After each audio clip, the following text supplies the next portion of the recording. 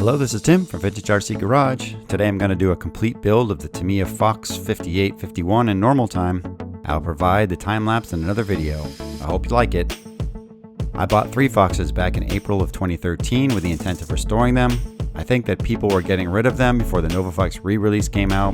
One of the problems with sourcing used cars these days is that it is hard to know if it includes parts that are not authentic vintage. I know that every part of these 3 are vintage because the NovaFox re-release did not come out until July of that same year. Back in 2013, I tore apart all 3 buggies, but at that time I wasn't taking video of my project, so all I have to show off for the teardown is an overview of all the parts that came from the 3 kits. I have talked before about how important cleaning everything thoroughly is to end up with a great shelf queen. It really can't be underestimated. I soak the metal parts in a pure 100% solution while I use a 1-to-1 water mixture with the plastic parts. Let them soak about 20 minutes and give them a number of good stirs to loosen things up. Make sure you use some gloves since the solution can get a bit irritating on the skin. After the parts are soaked, go ahead and rinse them off in just water and then lay them out to dry. I put the screws and any part that was greasy in the pure solution. Overall, these parts were pretty clean, but you always can get some grease off. The water always looks nasty when you're done, but I've seen worse. After everything is laid out and dry, go ahead and organize the parts so they are easier to find when you're rebuilding. This build started very slowly. It seemed like forever before I got past the servo setup, which is usually pretty quick. One of the most complicated parts of this build is getting the servo head set up correctly. I was able to source a new old stock speed controller since the originals were a little beat up. Normally you don't have to assemble the speed controller, but on the Fox you do. Instead of a rod that connects to the servo, the moving head mounts directly onto the servo head. This step took some redo attempts for me. The rotating part goes on first, and then the larger flat board goes on top of that and attaches with a single screw. The Fox has dual ceramic heat resistors. They are attached in a serial setup where there is a short lead that attaches on one side and a longer lead off of that goes to the other side. Given these were brand new, they could not have looked any better. The steering servo also had an unusual setup. There was a large metal collar that attached to the servo head. This head gets secured with a metal pin. Also unique is a large rubber gasket that provides a watertight seal in the radio box. Make sure you measure out the steering rod lengths and secure them to the ball connectors on the servo head. The steering rods sit outside the radio box, and the gasket allows the servo head to rotate with the servo in the box. The radio box has an on-off switch protected with a rubber cover.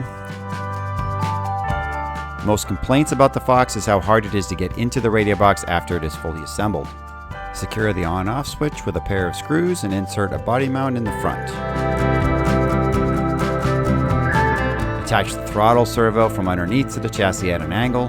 The steering rods get pushed through the chassis opening. Make sure you don't forget to properly seat the waterproof gasket into the chassis opening. I didn't install a receiver, so I just organized the servo wires and secured on the radio box cover. It gets a bit crowded because every wire needs to feed through a small side hole that is surrounded by a rubber gasket. The wires need to be sorted and placed in order to get the top to secure properly. Then sock everything down with a bunch of screws and add a few metal body mounts. Everything so far is looking great. It's time to start using some of those new old stock parts. First up is the side Nerf bars. These bars are rather flimsy. Each time I pick up the buggy, it feels like I'm going to crush them. They are a 3-piece setup with a bar, mount, and side guard. Pay attention to the direction of the guard and the bar. Each side needs to have the angle correct in order to fit properly. Next up are the dual ceramic resistors. They mount on the chassis wings. The wire extension needs to cross the chassis. I'm not 100% sure I ran it correctly, but the length of the wires don't lend to many options on how to route them. After that, go ahead and mount the completed Nerf bars to the chassis. Start with side 1, then move on to side 2. To get things started, let's work on the chassis front assembly. First, attach the upper and lower arm mounts to the chassis. These also need to be mounted in the correct orientation, otherwise the arms will not mount correctly in the later steps. At least there is not a lot of backtracking if you end up making a mistake. One part I had never seen before is a servo support that slips over the servo head that holds it steady. The skid plate helps protect the bottom of the chassis, and a crossbar is inserted between the arm mounts to help reinforce any stress placed on the mounts when the shocks are doing their thing. This crossbar was kind of a pain to get lined up with the skid plate and screws. Secure the skid plate down with a bunch of screws. A few go into the holes in the crossbar, as well as a pair of flange nuts and side screws to secure it to the chassis. The Fox has a 3-shock configuration where there is a single shock in the front that dampers both front arms. Drop the piston into the shaft and then add an O-ring, bushing, O-ring, bushing onto the end. Add a flange nut threaded a good bit onto the piston, and also secure the bottom cap to the damper shaft. Now go ahead and make 2 more just like it. It's time to fill the dampers. I had some leftover Tamiya damper oil, so I used that to fill up the shocks. Once the shafts are filled, make sure you release all the air bubbles by working the piston up and down. Drop on the diaphragm and top it off with the damper cap put on tight. Make sure you test them out, make sure they move smoothly and are not overfilled. Complete the other 2. Next up, adding the springs. First slide the spring over the piston and damper, then compress the spring and screw the spring cap onto the piston. Yep, you got 2 more to complete. Finally, add the spring tension sleeves. The 2 larger ones go on the back shocks and the smaller one goes on the solo front shock. Let's get started with the front independent wishbone suspension. The wishbone assembly is quite intricate. The arm knuckle sits inside a thick metal U. Large 8mm ball connectors insert through the U and into the arm knuckle from both ends. But before installing the ball connectors, first insert a teardrop shaped metal plate that has small ridges that must face the correct direction, and then a round plastic disc. Do this on both ends. All of that rotates freely on the underside of the ball connector. Insert a rod through the U, and this is what attaches the tires. Finally, insert a 3mm ball connector on the arm knuckle to receive the steering rods later. After all that is complete, go ahead and make another one on the other side. Give the large ball connectors a good bit of grease so things move smoothly. After that, mount the top suspension arm onto the knuckle assembly using 3 small machine screws that secure through the plastic disc into the threaded teardrop plate. Grab the lower arm and then grease and attach it with another 3 screws. Pay attention to the left and right arms. They are not interchangeable. Both the upper and lower arms have a slant to them that will fail to attach to the chassis in a later step. Complete the other side with the same process. Finish up the front arms with 2 metal guides that protect the steering rods. Time to attach the arms to the chassis. This is where you will discover any mistakes from the last few steps. The thinner arm goes on top. Grease the long threaded arm screws and attach them to the top and bottom arms to the chassis. Do it all over again on the other side. Grab the shock with a smaller spring tension on it. It gets mounted horizontally between both the lower arms. As the arms move up, it compresses the damper from both sides. Attach the screws with a metal spacer. Give it a test to make sure everything moves freely. While you're at it, clip off the new old stock bumper and attach it to the front skid plate. Also, go ahead and snap the steering rods to the steering arms. The Fox gearbox is relatively simple. The axles are made up of 2 shafts connected with a hex head shaft that is covered with rubber sleeves. A good greasing here will help. Stick the end through the gearbox and don't forget the bearings. After that, assemble the large differential gear with 3 smaller bevel gears inside.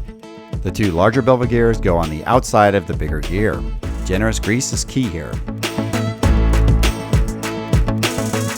The final step before closing it up is to insert the counter gear that engages with the bevel gears. Add in the metal shafts to keep the gearbox rigid. Close it up and secure it with 4 tapping screws and 1 20mm machine screw. Once it's all done, make sure that everything moves smoothly. The rear wishbone is much simpler than the front. Insert the long arm screws on the top and bottom after hitting them with some grease. The smaller arms go on the top, the larger on the bottom. Do not over tighten these screws since they seem much looser than other screw points. Go ahead and do the same thing on the other side. Next up is the fiber upright shock mount. It gets secured with the top arm screws. Now it's starting to come together. The front arm knuckles are S-shaped and are not bidirectional. Make sure the curve of the knuckle matches the offset of the lower and upper arms on each side. The arms also take a pair of bearings. Attach the knuckle with more arm screws on both the top and the bottom. Then repeat for the other side. Also be gentle here with the screws. I would recommend only hand tightening on these arm screws. The final part of the gear assembly is the shocks. Use long machine screws with a brass sleeve on each of the top mount points. A plastic spacer keeps the shock off the upright mount plate and in line with the arm travel. Attach the bottom between the lower arms.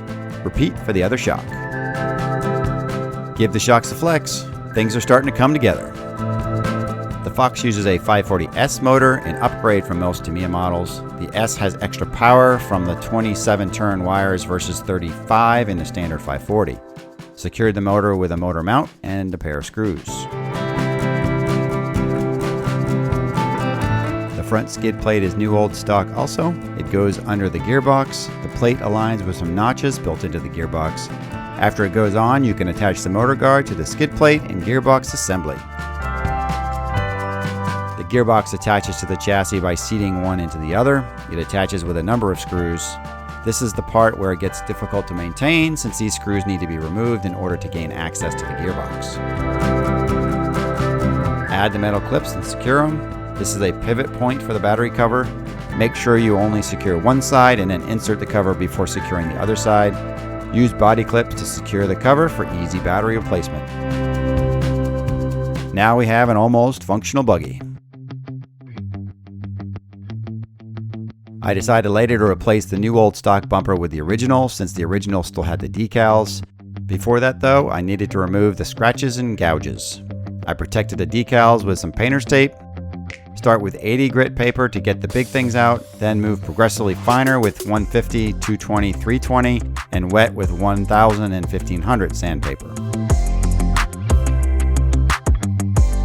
The new old stock tires and rims came with the 3 Fox slot I purchased. This was a huge win. The rims are highly sought out by collectors since the gold plating gets destroyed rather easily when you run the buggy. I considered selling them for a moment to make some money back on my build, but decided they would be better served on my Queen.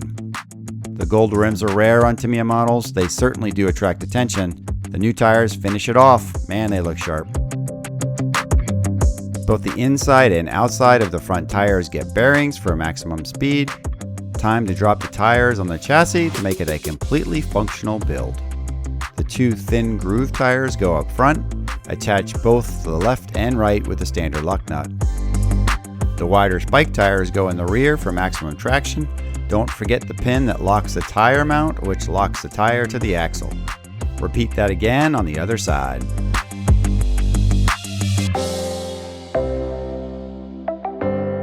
As the final chassis step, attach the rigid metal antenna upright.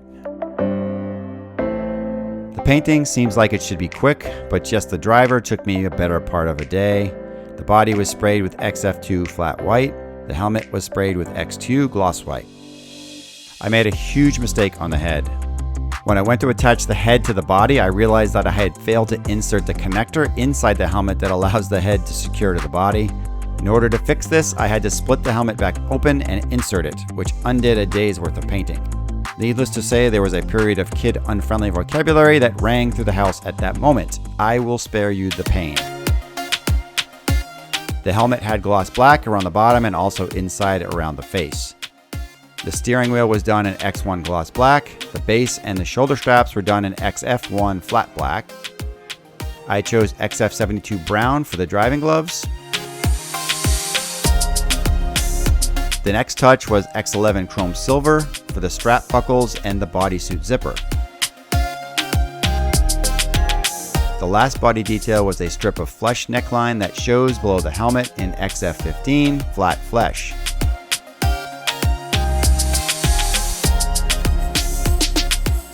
Also flesh colored is the face visible inside the helmet. Faces are always hard. I added white eyes with blue pupils and a medium brown for the eyebrows. The gloss white helmet did come out nice before I had to split it open again.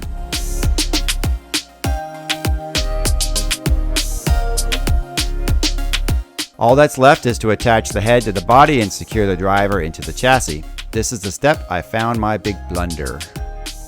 In the end, I was pleased with the outcome. I don't think I've painted a driver in decades, so I gotta cut myself a little slack.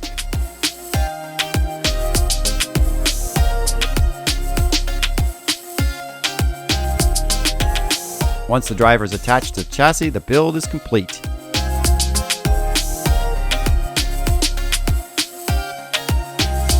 The shell was in good shape. All it needed was a little polishing and tack down a few edges of the decals, and everything was ready to go. Pop it on and clip it down. And there you have it, a completed Tamiya Fox. Fox is a fun build. Once you get past the servos, things come together quickly. I think it came out great. Thanks for watching my build of the Tamiya Fox 5851 Shelf Queen. Stay tuned for the next part of this video where I'll do a complete project in time-lapse.